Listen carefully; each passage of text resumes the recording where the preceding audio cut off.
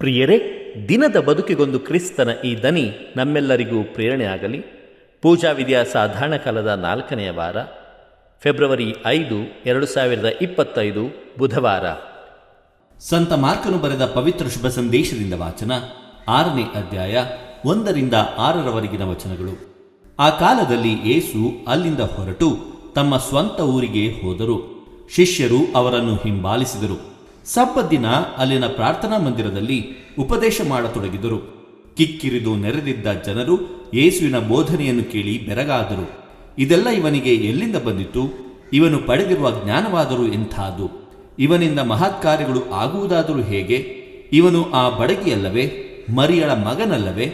ಯಾಕೋಬ, ಯೋಸೆ, ಯೂದ ಮತ್ತು ಸಿಮೋನರ ಸಹೋದರನಲ್ಲವೇ? ಇವನ ಸಹೋದರಿಯರು ಇಲ್ಲಿಯೇ ವಾಸ ಮಾಡುತ್ತಿಲ್ಲವೇ ಎಂದು ಹೇಳುತ್ತಾ ಯೇಸುವನ್ನು ತಾತ್ಸಾರ ಮಾಡಿದರು. ಆಗ ಯೇಸು, ಪ್ರವಾದಿಗೆ ಬೇರೆ ಎಲ್ಲಿಯಾದರೂ ಗೌರವ ದೊರಕಿತು, ಆದರೆ ಸ್ವಗ್ರಾಮದಲ್ಲಿ, ಸ್ವಜನರಲ್ಲಿ, ಸ್ವಗೃಹದಲ್ಲಿ ಗೌರವ ದೊರಕದು ಎಂದರು. ಕೆಲವು ರೋಗಿಗಳ ಮೇಲೆ ಕೈಗಳನ್ನಿರಿಸಿ ಅವರನ್ನು ಗುಣಪಡಿಸಿದ್ದನ್ನು ಬಿಟ್ಟರೆ ಇನ್ನಾವ ಮಹತ್ತಾದ ಕಾರ್ಯಗಳನ್ನು ಅವರು ಅಲ್ಲಿ ಮಾಡಲಾಗಲಿಲ್ಲ. ಆ ಜನರ ಅವಿಶ್ವಾಸವನ್ನು ಕಂಡು ಯೇಸುವಿಗೆ ಬಹಳ ಅಚ್ಚರಿಯಾಯಿತು. ಪ್ರಭುವಿನ ಶುಭ ಸಂದೇಶ. ಕ್ರಿಸ್ತರೇ ನಿಮಗೆ ಸ್ತುತಿ ಸಲ್ಲಲಿ. ಚಿಂತನೆ: ತಾತ್ಸಾರದ ನೋವು. ಪ್ರಭು ಯೇಸು ಕ್ರಿಸ್ತರಲ್ಲಿ ಆತ್ಮೀಯರೇ, ಯೇಸು ಸ್ವಾಮಿಯನ್ನು ತಮ್ಮ ಸ್ವಂತ ಊರಿನಲ್ಲಿ ಸ್ವಂತ ಜನರೇ ತಾತ್ಸಾರ ಮಾಡುತ್ತಾರೆ. ತಾತ್ಸಾರ ಮಾಡುವುದು ಎಂದರೆ ಅವರನ್ನು ಕಡೆಗಣಿಸುತ್ತಾರೆ, ಅವಮಾನ ಮಾಡುತ್ತಾರೆ. ಜೀವನದಲ್ಲಿ ಇತರರಿಂದ ತಾತ್ಸಾರಕ್ಕೆ, ಅವಮಾನಕ್ಕೆ ಗುರಿಯಾಗದವರು ಯಾರಿದ್ದಾರೆ? ವಿಶ್ವದ ಪ್ರಸಿದ್ಧ ನಾಯಕರಾಗಿದ್ದ ಅಬ್ರಹಾಂ ಲಿಂಕನ್ ಕೂಡ ತಾತ್ಸಾರಕ್ಕೆ ಒಳಗಾಗಿದ್ದರು. ಸೇವೆಯ ಮೂರ್ತಿ ಮದರ್ ತೆರೇಸಾ ಕೂಡ ಅವಮಾನಕ್ಕೆ ಗುರಿಯಾಗಿದ್ದರು. ಯೇಸು ಕೂಡ ಇದಕ್ಕೆ ಹೊರತಾಗಲಿಲ್ಲ. ಅನೇಕ ಬಾರಿ ಯೇಸುವನ್ನು ಅವಮಾನಕ್ಕೆ, ತಾತ್ಸಾರಕ್ಕೆ ಗುರಿ ಮಾಡುವುದನ್ನು ಶುಭ ಸಂದೇಶದಲ್ಲಿ ಕಾಣುತ್ತೇವೆ. ಆದರೆ ಯೇಸು ಧೃತಿಗೆಡಲಿಲ್ಲ, ಧೈರ್ಯದಿಂದ ಎಲ್ಲವನ್ನೂ ಎದುರಿಸಿದರು. ನಮ್ಮ ಜೀವನದಲ್ಲೂ ಕೂಡ ಅನೇಕ ಬಾರಿ ನಮ್ಮ ಸ್ನೇಹಿತರು, ಬಂಧುಗಳು ನಮ್ಮನ್ನು ತಾತ್ಸಾರ ಮಾಡಬಹುದು. ನಿರಾಶೆಗೆ ಒಳಗಾಗದೆ ಧೈರ್ಯದಿಂದ, ಛಲದಿಂದ ಅವರನ್ನು ಎದುರಿಸುವುದನ್ನು ಕ್ರಿಸ್ತನಿಂದ ನಾವು ಕಲಿಯಬೇಕಿದೆ. ತಾತ್ಸಾರದ ನೋವನ್ನು ಅನುಭವಿಸಿರುವ ನಾವು ಮತ್ತೊಬ್ಬರನ್ನು ತಾತ್ಸಾರ ಮಾಡದೆ ಜೀವಿಸಲು ಪ್ರಯತ್ನಿಸೋಣ. ಪ್ರಿಯರೇ, ಇಂದು ನಾವು ಸಂತ ಆಗತರವರ ಸ್ಮರಣೆಯನ್ನು ಮಾಡುತ್ತಿದ್ದೇವೆ. ಇವರ ಕಾಲಾವಧಿ ಸುಮಾರು ಕ್ರಿಸ್ತಶಕ 251. ಆತ್ಮೀಯರೇ, ಇಟಲಿಯ ಕಬೇನಿಯದ ಶ್ರೀಮಂತ ಕುಟುಂಬದಲ್ಲಿ ಜನಿಸಿದ ಸಂತ ಆಗತ ಕ್ರಿಸ್ತಶಕ 251ರಲ್ಲಿ ಸಿಸಿಲಿಯ ಡೇಶಿಯನ್ ಚಕ್ರವರ್ತಿಯ ಕ್ರೈಸ್ತರ ಹಿಂಸಾತ್ಮಕ ಕಿರುಕುಳದಲ್ಲಿ ಹುತಾತ್ಮರಾಗುತ್ತಾರೆ ಎಂದು ಐತಿಹಾಸಿಕ ದಾಖಲೆಗಳು ಹೇಳುತ್ತವೆ. ಆದಾಗ್ಯೂ ಸಂತ ಅಗತ ಅವರ ಜೀವನದ ಬಗ್ಗೆ ಹೆಚ್ಚು ಜನಪ್ರಿಯ ನಂಬಿಕೆಗಳಿವೆ. ಆತ್ಮೀಯರೇ, ಅಗತ ತನ್ನ ಸೌಂದರ್ಯಕ್ಕೆ ಹೆಸರುವಾಸಿಯಾಗಿದ್ದಳು ಮತ್ತು ಆಸ್ಥಾನದ ದಿಗ್ಗಜನಾದ ಕ್ವಿಂಟಿಯಾನಸ್ ಆಕೆಯನ್ನು ಮದುವೆ ಆಗಲು ಬಯಸಿದನು. ಆದರೆ ಆಗತ ಕ್ರಿಸ್ತನಿಗೆ ತನ್ನನ್ನು ಅರ್ಪಿಸಿಕೊಳ್ಳಲು ಬಯಸಿದಳು ಮತ್ತು ಮದುವೆಯನ್ನು ನಿರಾಕರಿಸಿದಳು. ಇದರಿಂದ ಕೋಪಗೊಂಡ ಕ್ವಿಂಟಿಯಾನಸ್ ಕ್ರೈಸ್ತ ವಿರೋಧಿ ಕಾನೂನುಗಳನ್ನು ಪ್ರಯೋಗಿಸಿ ಅವಳನ್ನು ರಾಜನ ಮುಂದೆ ಹಾಜರುಪಡಿಸಿದನು. ರಾಜನು ಅಗತಳ ಸೌಂದರ್ಯವನ್ನು ನೋಡಿ ಅವಳನ್ನು ವೇಶ್ಯವಾಟಿಕೆಗೆ ಕಳುಹಿಸಲು ಆದೇಶಿಸಿದನು. ಅಲ್ಲಿ ಅವಳು ಲೈಂಗಿಕ ದೌರ್ಜನ್ಯಕ್ಕೆ ಒಳಗಾದಳು. ಈ ಎಲ್ಲ ಹಿಂಸೆ ಮತ್ತು ಶೋಷಣೆಯ ನಡುವೆಯೂ ಅಗತ ಯೇಸುವೇ ನನ್ನ ಬೆಳಕು ಮತ್ತು ರಕ್ಷಕ ಎಂದು ಘೋಷಿಸಿದಳು.